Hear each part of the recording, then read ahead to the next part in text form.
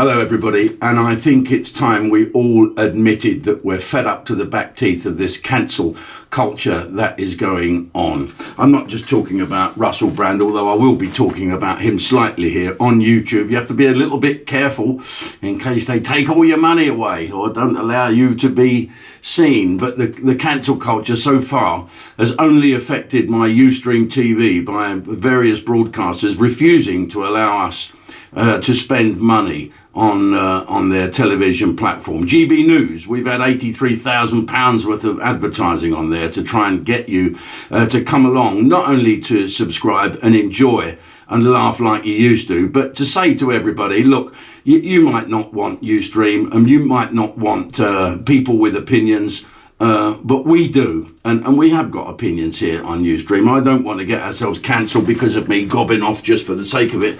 But, you know, it's a bit much when they tell you what you can and can't do and what you can and what you can say, and even tell you what you can think. This thing with Russell is going on a little bit further, and I stick to what I said. I'd like to see the facts. I make no opinion on his guilt or not, and I repeat, if he's had 11 million followers doing that, he's got more followers than biblical people.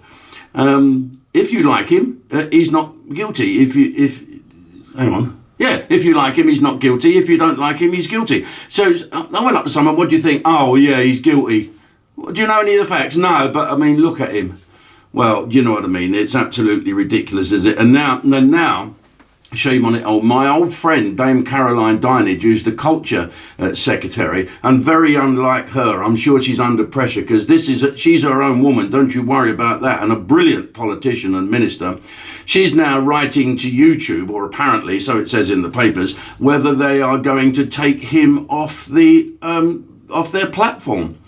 Well, I don't know if they are. I've got a quote here from YouTube, because what they've done, this is rather like the Mayor of London. Now, the Mayor of London saying, we've got to put this alleys up because the fumes from the diesel cars and everything are killing thousands and thousands of people in London.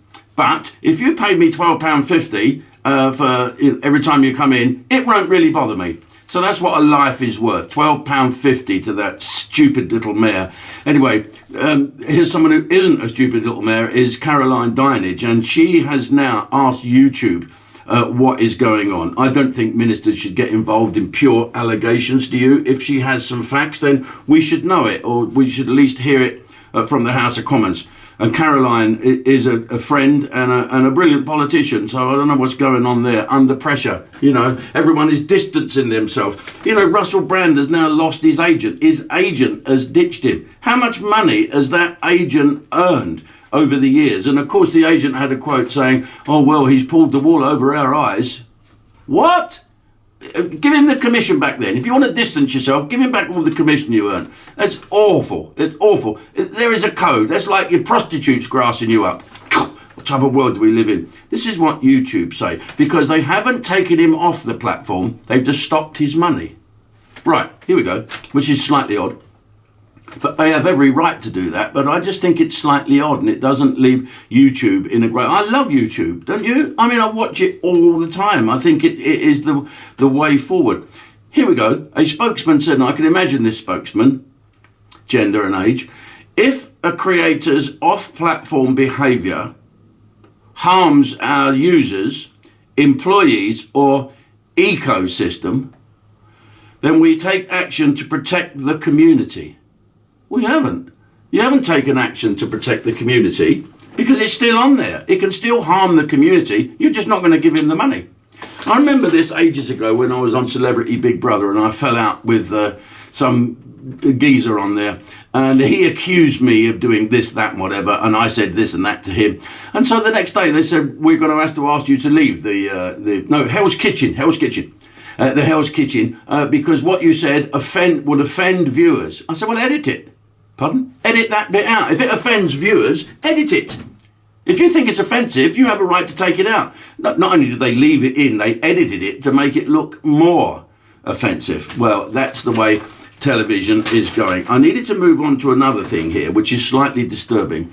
I heard the news this morning when I got up at Sparrows Farm that a firearms officer has been charged with murder I thought, oh no, not another rogue policeman. But no, and I won't go into too many details of the case because there is a case in a minute. But if you are a firearms officer and you feel that your life or your colleagues' lives or the public's life are in danger, isn't the idea that you have a gun and you fire it to eliminate that danger? Well, apparently this is what this officer did. And now he's been arrested for murder. Now, I don't know about you, but if I was the rest of the Armed Force Police, I wouldn't do it.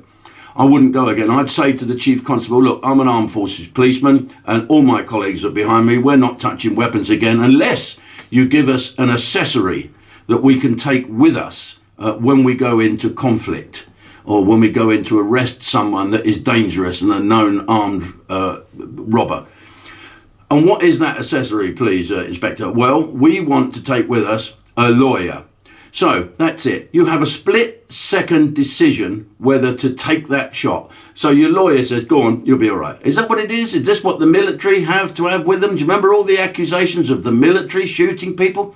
That's what goes on. It's very simple to sit back in an armchair and make a decision. You shouldn't have done that. But when you're there and it's life or death, or you've got to take that shot, how many people have not taken that shot and suffered with their lives? I really think the police need to get a grip of themselves. They are a complete and utter mess. They're not even arresting people for shoplifting anymore.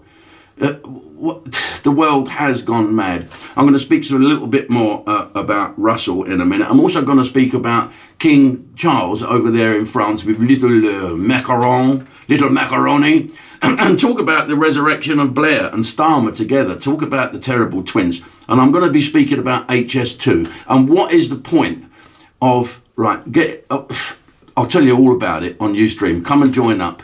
Let's show the world that they can't tell us who we can laugh at and what we can listen to. Okay, I'll see you over there. Go to ustream.com and sign up, or go to your app store on your smart television, select the Ustream app, do a download in the floppity most, and then do a signage. You do 1 monthly recurring old follow-up, or I can do the annual and get 2 months of it in the back pocket and deep joy for this. All right, see you soon, folks. Goodbye.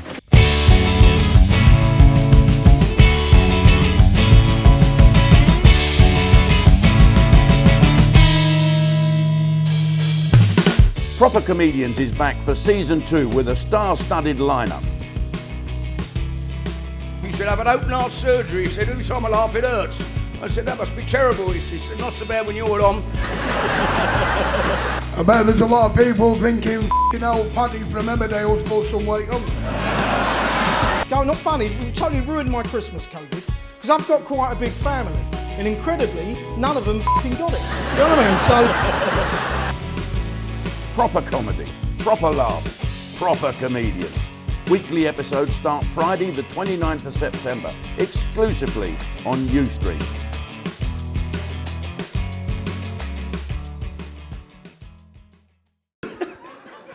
Start the car.